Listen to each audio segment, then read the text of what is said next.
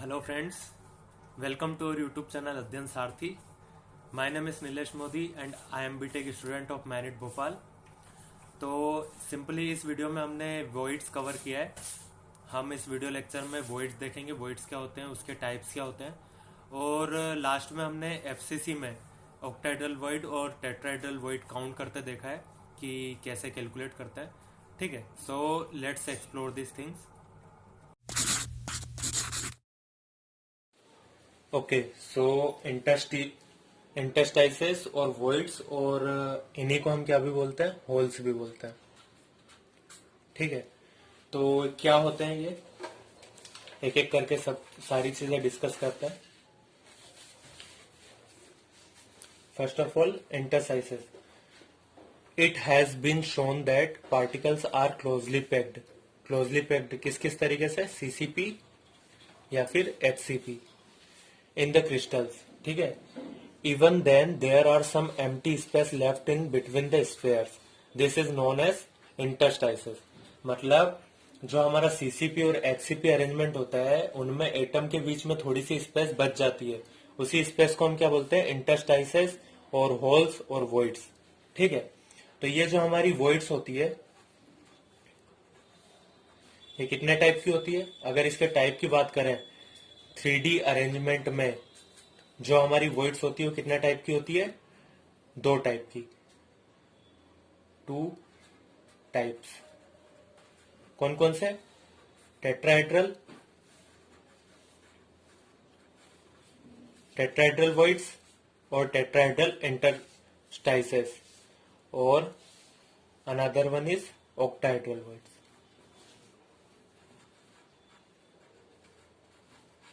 ठीक है, तो ये बेसिक दो टाइप होते हैं 3D अरेंजमेंट में वॉइड्स के। तो टेट्राहेड्रल और ऑक्टाहेड्रल क्या होते हैं, हम एक एक करके डिस्कस करते हैं। First of all, tetrahedral voids. In CCP और HCP every single atom touches 3 another atom of different layer, so there will be a small space between these atoms, these are called tetrahedral voids. कहने का मतलब क्या है कि जैसे हमारा CCP होता है, तो सीसीपी की अरेंजमेंट क्या होती है, एबीसी एबीसी। ठीक है, और एचसीपी की अरेंजमेंट क्या होती है अपनी, एबी एबी, लेकिन ए और बी कॉमन है, मतलब दो लेयर कंटिन्यूस आ रही है। जैसे अगर हम बात करें कि ये हमारी पहली लेयर है, ये हमारी पहली लेयर के एटम है, इसको मैंने बोल दिया कि ये हमारी ए लेयर है, तो इसके ऊपर जो हमारी बी लेयर आ रही है, ये जैसे मान लो ये हमारी बी लेयर है। ठीक है, तो इन चारों एटम के बीच में ये वाला जो पोर्शन है ना, ये वाला पोर्शन, ये छोटा सा, तो ये 3D फॉर्म में होगा, तो इसको हम बोलेंगे क्या, टेट्राहेड्रल वॉइड। अगर हम इसको अच्छे से ड्रॉ करें,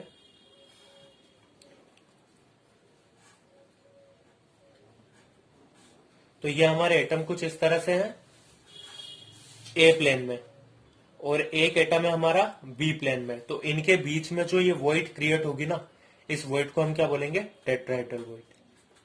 आई होप आपको ये चीज समझ में आई कि टेट्राहेड्रल वॉइड किन के बीच में होती है, इन चार एटम के बीच में। ठीक है, now come to the octahedral voids. 2 layers of different arrangement of 3 atoms contain a void which is called octahedral void। What does it mean?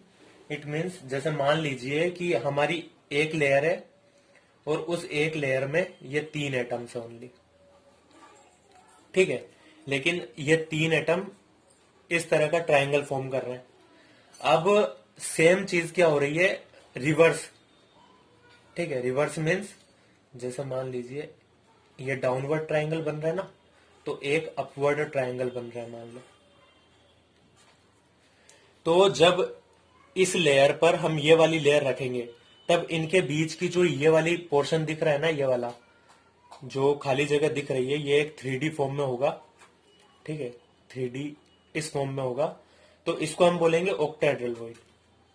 मतलब हमने क्या बोला कि 6 atom means 2 different types of triangle जब हमने एक दूसरे के ऊपर रखा तो उनके बीच में जो वॉइड क्रिएट हो रही है उसको हमने बोला octahedral void.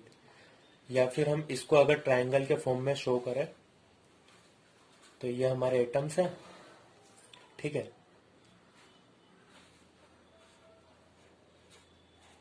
Like that, so void will be here.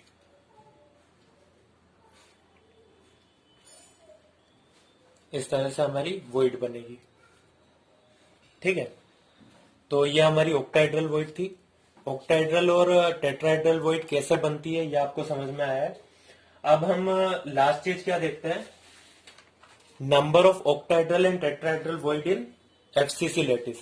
अब एफसीसी लैटिस में अच्छा अभी हमने देख तो लिया कि भाई कैसे 4 एटम के बीच में टेट्राहेड्रल वॉइड और 6 एटम्स के बीच में ऑक्टाहेड्रल वॉइड फॉर्म होती है।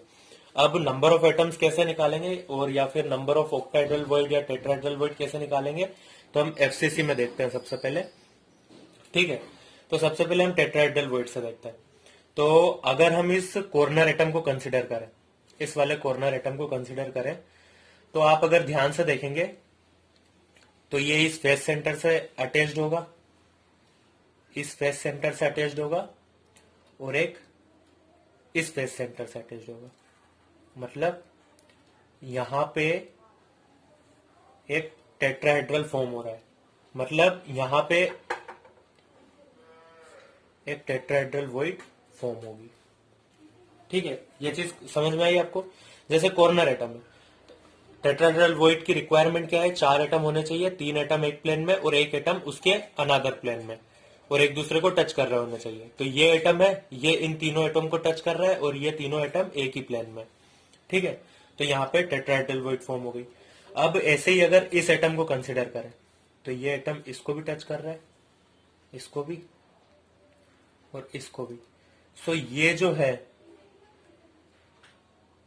ये तीनों एक प्लेन में है, ठीक है। और ये वाला जो एटम है ये इन तीनों को टच भी कर रहा है, तो एक ऑक्टाहेड्रल वॉइड यहां पे फॉर्म होगी। ऑक्टाहेड्रल नहीं, टेट्राहेड्रल वॉइड यहां पे फॉर्म होगी। अब हम क्या इससे कंक्लूजन निकाल सकते हैं कि जो एक बॉडी डायगोनल है, इस क्यूब का एक body diagonal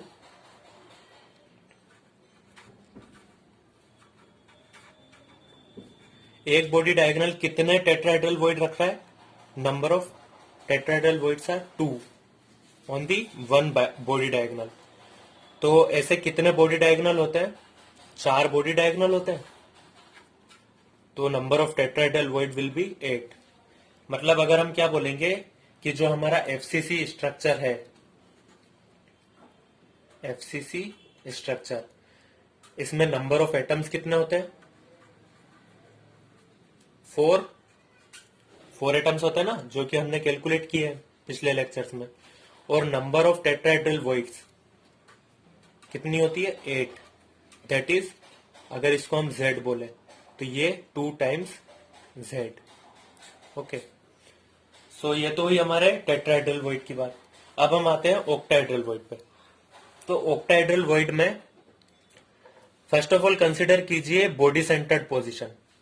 body centred position में क्यों ले रहा हूं, just consider it, it will touch this face center position, face center position means all the face center position it will touches. So ये जो 3 एटम है ये हमारे एक प्लेन में है और ये जो 3 एटम है ये हमारे एक प्लेन में है। मतलब और जो दोनों ट्रायंगल है उनकी फेस भी जो है अपोजिट डायरेक्शन में है। तो जैसा कि हमने इधर अभी ऑक्टाहेड्रल वॉइड में देखा था कि 2 ट्रायंगल बनने चाहिए और दोनों की जो फेजेस है वो अपोजिट डायरेक्शन में होनी चाहिए, ठीक है। तो सेम कंडीशन यहाँ पे ट्रू हो रही है। मतलब एक जो ऑक्टाहेड्रल वॉइड है वो कहां पे फॉर्म होगी, बॉडी सेंटर पर, ठीक है। तो हमने भाई एक तो लिख दिया कहां पे, बॉडी सेंटर पर। प्लस अब मैं थोड़ी सी देर के लिए कंसिडर कर रहा हूं एज सेंटर पोजीशन। अब एज सेंटर पोजीशन लिए, अब मैंने 4 यूनिट सेल को यहां पे कंसिडर किया है।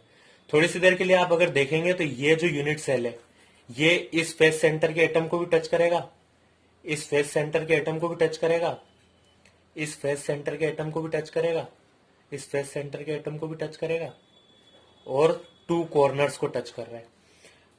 टच नहीं कर रहा है मतलब हम क्या बोल सकते हैं कि अगर हम इन एटम्स को देखें तो ये एटम एक ही प्लेन में है और 2 ट्रायंगल फॉर्म कर रहा है, तो इन ट्रायंगल के बीच में मतलब एज सेंटर की पोजीशन पे भी एक ऑक्टाहेड्रल वॉइड क्रिएट होगी। ठीक है, तो हम क्या बोल सकते हैं, अब जैसे ये एज सेंटर की पोजीशन पे मतलब इसका 1/4 कॉन्ट्रीब्यूशन होगा, मतलब हम क्या बोल सकते हैं कि एक यूनिट सेल में 1/4 कॉन्ट्रीब्यूशन का मतलब एज, एक एज 1/4 वॉइड है, यही बोलेंगे ना कि एक एज पे जो हमारी वॉइड है वो एक यूनिट सेल में कितनी है, 1/4 है। मतलब पूरी यूनिट सेल में कितनी एज होती है, 12 इंटू 1/4। ये किसके लिए, एज सेंटर के लिए। तो हमारी टोटल नंबर ऑफ वॉइड्स कितनी हो जाएगी, 4। तो इसके लिए भी अगर हम कंक्लूजन टाइप देखें तो हमने एफसीसी में क्या देखा कि नंबर ऑफ एटम्स कितना होता है, 4। नंबर ऑफ टेट्राहेड्रल वॉइड्स कितनी होती है, 8, that is 2 into 4, 2Z type. ठीक है, और नंबर ऑफ ऑक्टाहेड्रल वॉइड कितनी होती है, 4, that is equal to Z। So that is the final conclusion जो आपको पता होना चाहिए। सो आई होप आपको वीडियो लेक्चर आसानी से समझ में आ गया होगा, और ये मोस्ट इम्पोर्टेंट पार्ट है पूरे चैप्टर का, तो आपको बेसिक इन्फॉर्मेशन पता चली गई होगी। Thanks a lot. If you are liking the video lecture so please like, comments and share, और अपने दोस्तों को भी बताइए यार। ठीक है, थैंक यू।